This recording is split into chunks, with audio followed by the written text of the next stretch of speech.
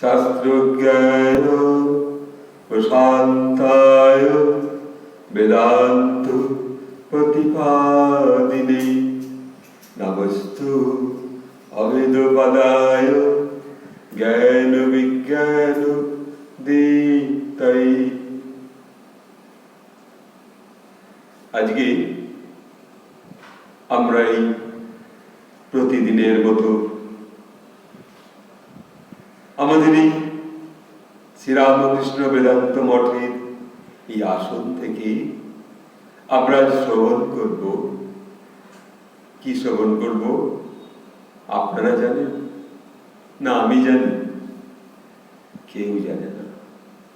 জানেন সেই তিনি, পরম পুরুষ শ্রীরামকৃষ্ণ। আজ শ্রীরামকৃষ্ণ ধ্যান অনুভবে আজকের বিষয় নিশ্চিত, একদম ঠিক। আপনিও দর্শন পাবেন সেই পরম পুরুষ শ্রীরামকৃষ্ণের সেই অবয়বের সঙ্গে, সেই দেহের সঙ্গে, সেই রূপের সঙ্গে, সেই ছবির সঙ্গে আপনিও দেখা পাবেন।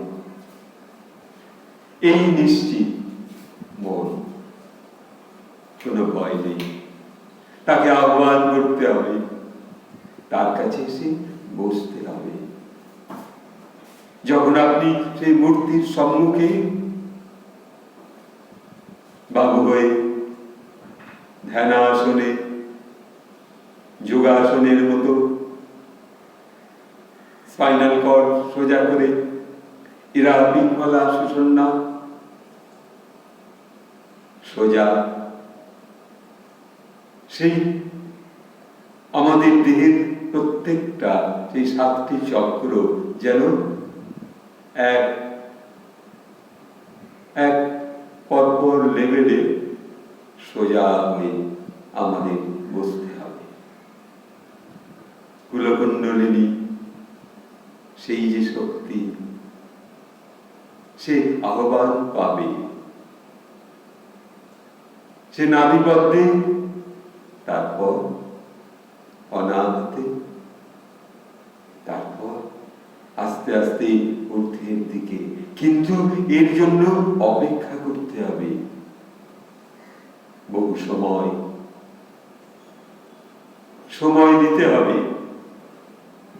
ধ্যান অনুভবের মধ্য দিয়ে ধ্যান করতে হবে সেই পরম পুরুষ, সেই প্রভুকে। যে দেবী মা সেই মায়ের সঙ্গে সাক্ষাৎ করেছিলেন, মা এসে তাকে সাক্ষাৎ দিয়েছিলেন। মা বলেছিলেন, গদাই এত উতলা হচ্ছিস কেন? এই তো আমি বাবা। সেই যে ঠাকুরের পরম প্রিয় যে মা মহামায়া তাকে আহ্বান করেছেন, এরকম দেবী ভবতারিণীর সেও এক মহাবিশ্বের যেন এক অধ্যাত্মের এক গোলাকার একটি খাঁচা, যেন এক বিশাল অধ্যাত্মের শক্তির এক মানব শিক্ষার এক অঙ্গন, আঙ্গিনা, অনন্তের উঠান সেই দেবী ভবতারিণীর কালীঘর। আর সেই তো দেবী সেখানে রয়েছে। আজও তিনি রয়েছেন, চিরদিন তিনি থাকবেন। ঠাকুরের প্রতিষ্ঠান নয়, সে যে মায়ের রানী রাসমণি, সেই যে ঠাকুরের অষ্টসখী এক সখী, সে প্রতিষ্ঠা করে গেল, তিনি প্রতিষ্ঠা করলেন। কে আসবেন? সেই জগন্নাথ রূপী গদাধর, সেই শ্রীরামকৃষ্ণ, তাকেই স্থির করলেন রানী রাসমণি। তাকে যেন সব দায়িত্ব এবার গদাই, এবার তুমি নেবে মায়ের সকল দায়িত্ব। মাকে খাওয়াতে হবে, মাকে বস্ত্র পরাতে হবে, মায়ের সে অঙ্গ মুছিয়ে দিতে হবে, গঙ্গা জলে ধৌত করতে হবে, মাকে স্নান করাতে হবে।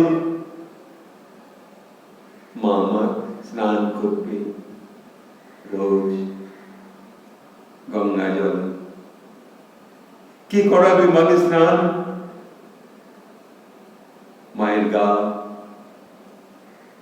মায়ের সেই দেহে কেমন করে সুন্দর করে কাপড় পরাবে? প্রভু সেই সন্তানকে তিনি খুঁজে খুঁজে নিয়ে আসলেন। রাসমণি তা চিনতে পারলেন। আমরা সেই ধ্যান অনুভবী। তবে আমাদের বুঝতে হবে তো, যখন আমরা বসবো, যখন আপনি ধ্যানে বসবেন, তখন যদি মনে মনে বলেন, চুপচাপ এইভাবে বসে, বাঘ হয়ে বসে, হরি ওম তৎসৎ, হরি ওম তৎসৎ, হরি ওম তৎসৎ, যখন বললেন, তখন আপনার সেই যে মনের মধ্যে অহংকার ছিল, তখন সেই মুহূর্তে সেই অহংকারের যে জ্বালিত যে রূপটা যেন নির্বাপিত হল। আপনি নিজেকে সম্পূর্ণ সমর্পণ করলেন তার চরণে। রয়েছে আপনার সম্মুখে সেই ত্রিশক্তি, ত্রিধারা, শ্রীরামকৃষ্ণ, সারদা মা, স্বামীজি, যেন সেই এক মহা ত্রিশূল। ত্রিশূলের যে তিনটি যে ভাগ থাকে, সেইটাই মনে হচ্ছে প্রথম শ্রীরামকৃষ্ণ, সারদা মা, স্বামীজি। সেই ধ্যান অনুভবে আপনি দর্শন করছেন একজন শ্রীরামকৃষ্ণকে এক গৃহী সংসার করেছেন। তো আমরাও তো, আপনারাও তো সংসার করেছেন, কত কষ্টে, কত রূপ সেখানে, জ্বালা যন্ত্রণা ভোগ সব কিছু সেইখানে। তো একজন এসছেন, একজন মনে করুন একজন এসছেন, সেই কথাটি শ্রীম লিখছেন এক জায়গায়, সেই অমৃত ভাণ্ড কথামৃতে। ঠাকুরকে একজন এসে জিজ্ঞাসা করছেন, আমরা সংসারী, সংসার হয়েছে, আচ্ছা ঠাকুর, এই সংসারের মধ্য থেকে আমরা ঈশ্বরকে পাবো, ভগবানকে পাবো, কত কাতর প্রার্থনায় যেন সে জিজ্ঞাসা করছে। ঠাকুর বললেন, অবশ্যই পাবে, নিশ্চিত।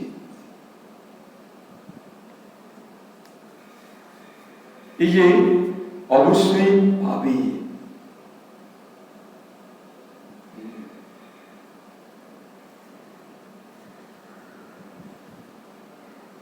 সত্যি পাবে। যে একজনা, যে একজনাটা কে? সেই ঈশ্বরের শক্তির একটা রূপ মাত্র। আপনিও হতে পারেন, আমিও হতে পারি, যে কেউ হতে পারি সেই একজনা। যারা এই সংসার সমরাঙ্গনে কষ্টে দিন পালন করছে, দিন যাপন করছে, তাদের মতো একজন এসে ঠাকুরকে জিজ্ঞাসা করলেন, ঠাকুর বললেন অবশ্যই পাবে। এই যে নির্বিঘ্নে, নিশ্চিন্তে,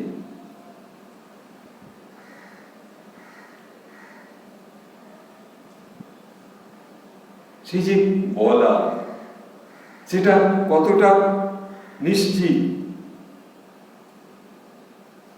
সে আমরা ভাবতে পারি না।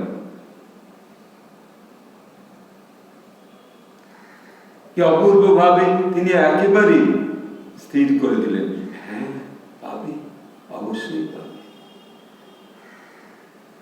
তো সেই একজনা ঠাকুরের কাছে যে কেউ একজনা।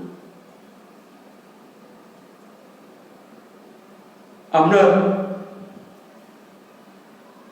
তাই সেই ঠাকুরকে ধ্যানেতে আমরা তাকেও পাই। তিনি না বলেছিলেন অবশ্যই পাবে,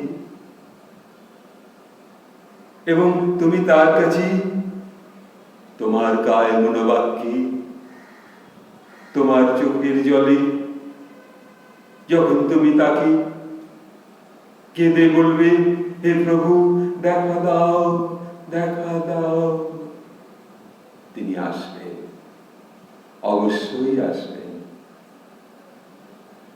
তিনি আমাদের নিশ্চিত বলে গেছেন, আমি আছি, আমি 16 আনা করে গেলুম, তোমরা 1 আনা করো। সেই যে একজনা, বিশ্বের যে কেউ সেই একজনা হতে পারে। তাই না কবি, গায়ক, বাউল কখনো গেয়ে উঠেছে তার সুরের সেই কথা,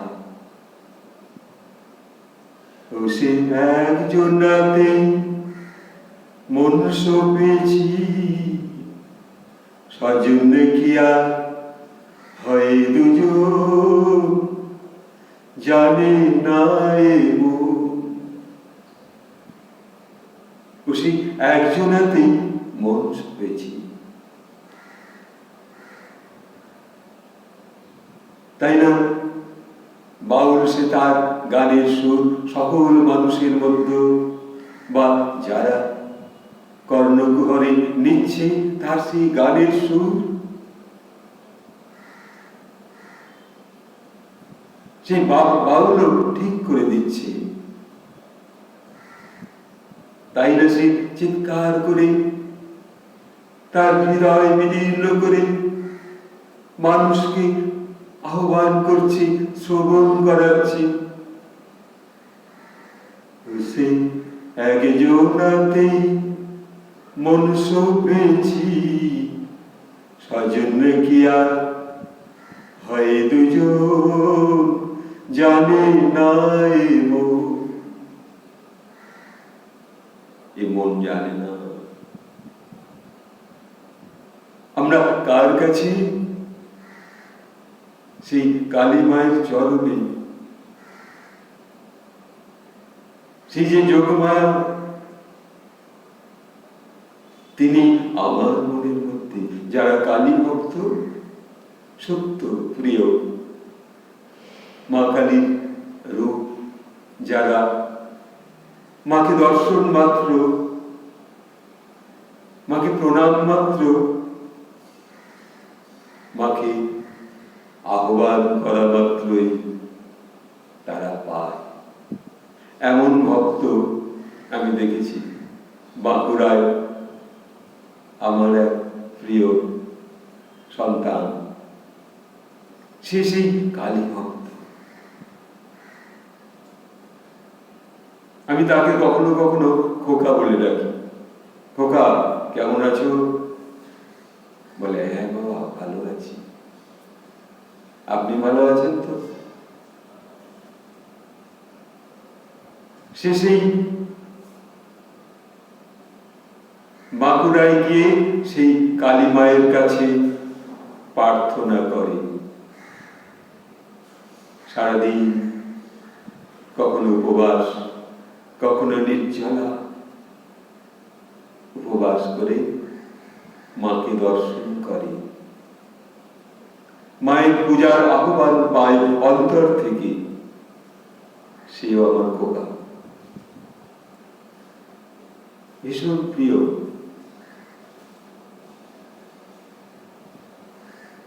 এই জীবন, তাই না, প্রত্যেকেই সেই মায়ের কাছে।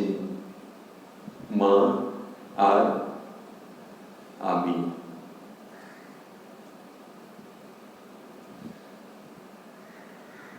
মা আছেন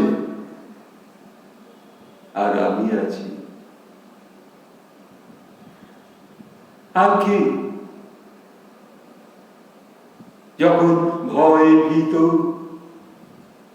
কেউ নেই কাছে, হয়তো রাস্তায় পড়ে গেছি, কিংবা অসুস্থতার পথে যন্ত্রণা ভোগ করছি, বা কেউ যন্ত্রণায় ভোগ করছে কিছু কষ্ট, তখন সে কাতর মনে মাকে আহ্বান করছে, মা,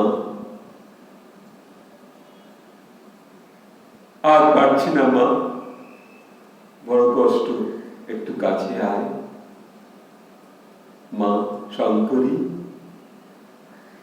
দেবী ভবতারিণী, তাকে হয়তো সকল মায়ের কাছে সেই কালী মায়ের কোন একটা রূপকে সে প্রাণপণ ভালোবেসেছে।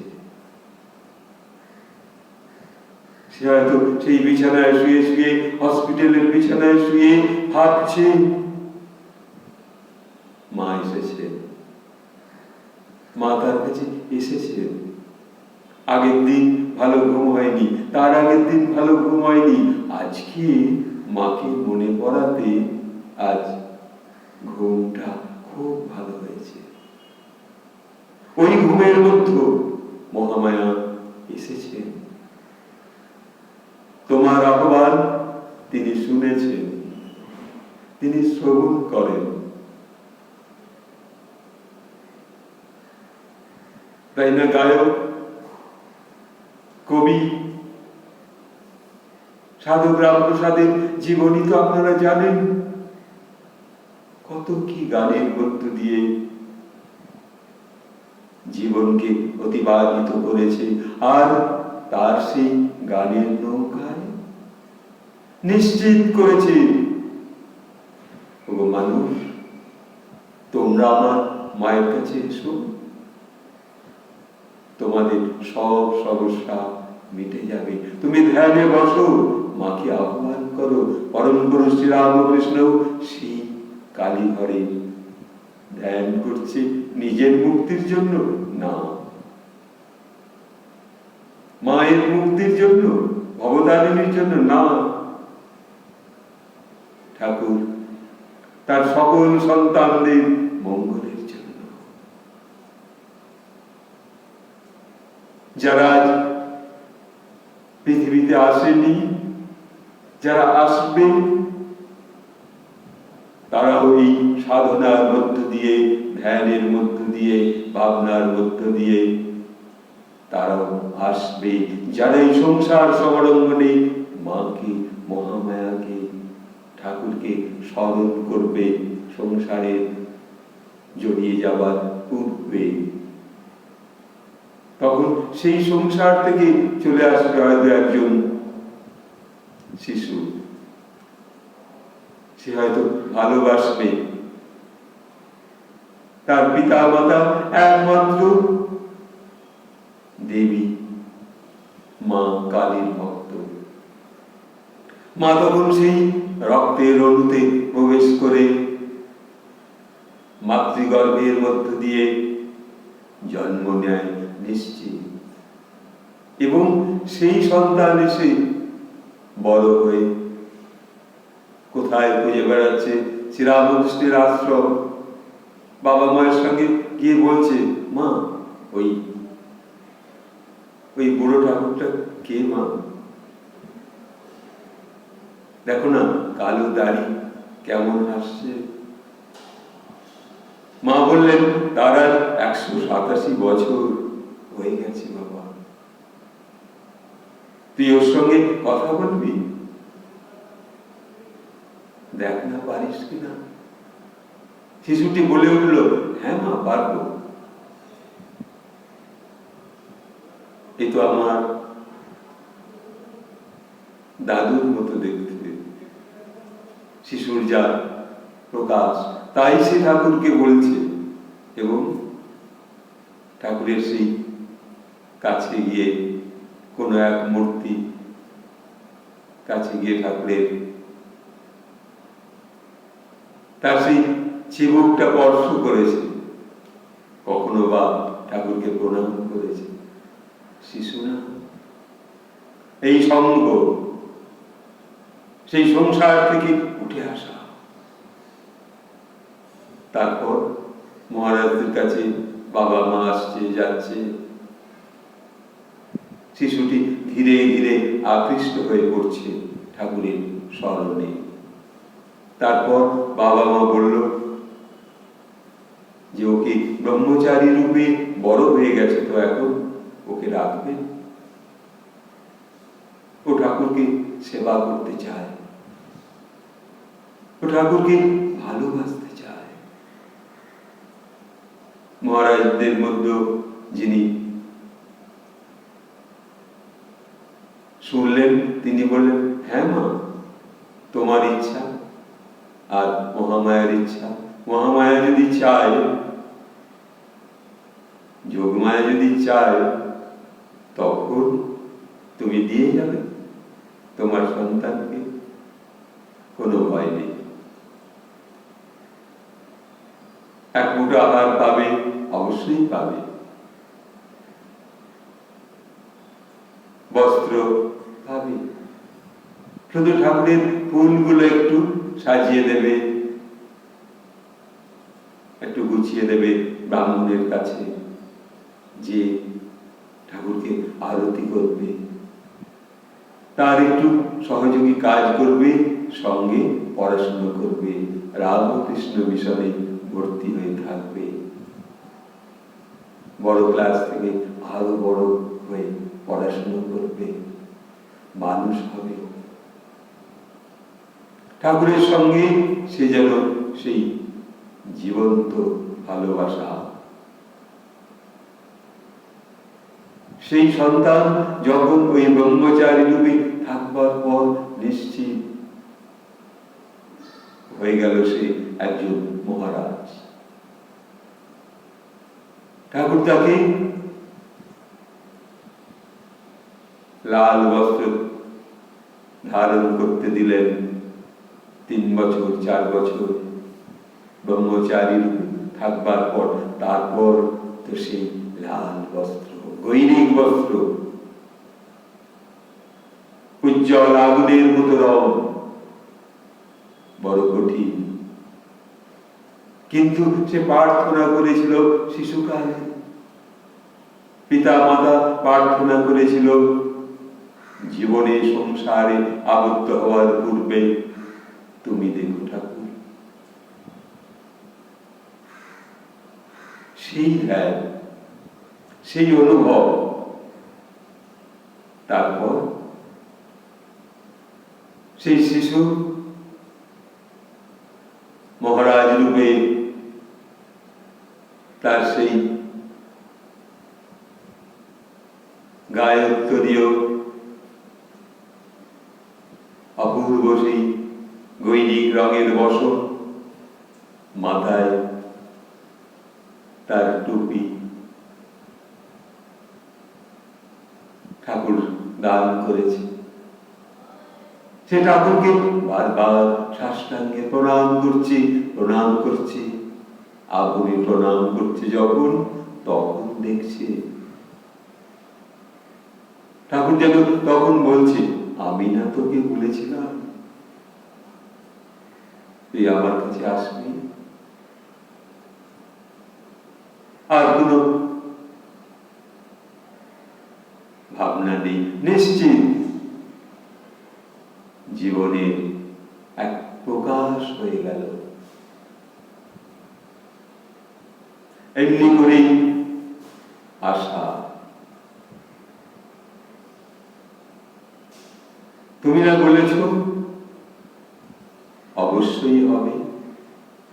এই তো সেই হওয়া, এই তো সেই হয়ে ওঠা তোমার সম্মুখে এসে। সংসারের মধ্য থেকে আজ সেই ধ্যান অনুভবের ভাবনার মধ্য তোমাকে দেখতে দেখতে আজ স্পর্শ করতে পেরেছি। হে প্রভু, তুমি সেই দীননাথ, তুমি সেই গদাধারী শিশুকালের গদাই। তোমার মধ্য সব,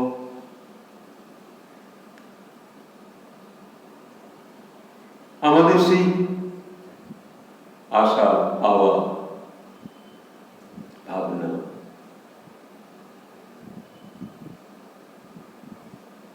তখন সেই সন্তান আর কিছু শুনতে চাচ্ছে না, ভাবছে শুধু ঠাকুরের কথাই শুনব, আর অন্য কথায় কান দেব না।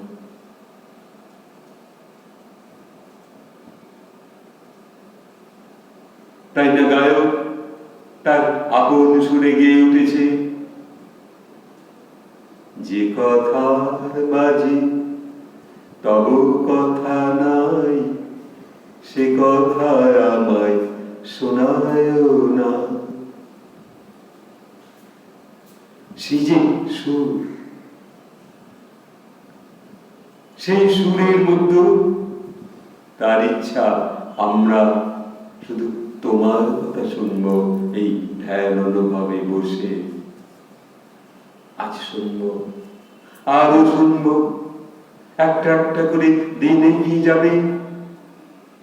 আমরা সেই শ্রীরামকৃষ্ণ ধ্যান অনুভবে এগিয়ে যাব, তোমার চরণ স্পর্শ করে।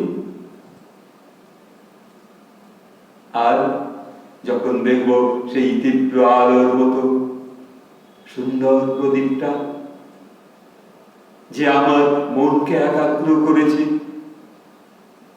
সমগ্র মনটা আমার যখন এক আলোর মধ্যে নিশ্চিত ভাবে মন একাগ্রতা লাভ করেছে, আমার মন আর অন্য কোথাও নেই, আজ তোমার স্মরণে। সেই নিশ্চিত ভালোবাসা সংসার থেকে আগলে তুমি এনেছ প্রথম জীবনে, শেষ জীবনেও আজ তোমার আলোয় উদ্ভাসিত এক মহারাজ রূপে এ তুমি বানিয়েছ। আজ সকল মানুষ যারা বিন্দু কষ্টে দিন যাপন করছে, তাদেরকে আশীর্বাদ করবে সেই সন্তান। বাবা, ঠাকুরের আশীর্বাদে তোমার সব ভালো হবে, ঠাকুরের আশীর্বাদে তুমি কোনো বিপদে পড়বে না। এই যে বিপদ মুক্ত করা নিশ্চিত হবে, কি করবে? এটুকু বলে সকলকে আমি আমার শ্রদ্ধা ভালোবাসা জানিয়ে, তবে আপনারা একটু লাইক করবেন, একটু শেয়ার করবেন, একটু সাবস্ক্রাইব করবেন। আজ শ্রীরামকৃষ্ণ ধ্যান অনুভবে এই যে নিশ্চিত ভাবনা এখানে শেষ করছি। আপনারা কোনো খরচ নেই, শুধু একটু কমেন্ট লিখবেন, একটু শেয়ার করবেন, একটু সাবস্ক্রাইব করবেন। এইবার সকল মহারাজদের আমি আমার প্রণাম জানিয়ে, ঠাকুরকে প্রণাম জানিয়ে এখানে শেষ করছি। হরি ওম তৎসৎ। হরি ওম, হরি ওম তৎসৎ। হরি ওম। জয় রামকৃষ্ণ, জয় মা সরদেশ্বরী, জয় স্বামীজির জয়, জয় স্বামী অভেদানন্দের জয়।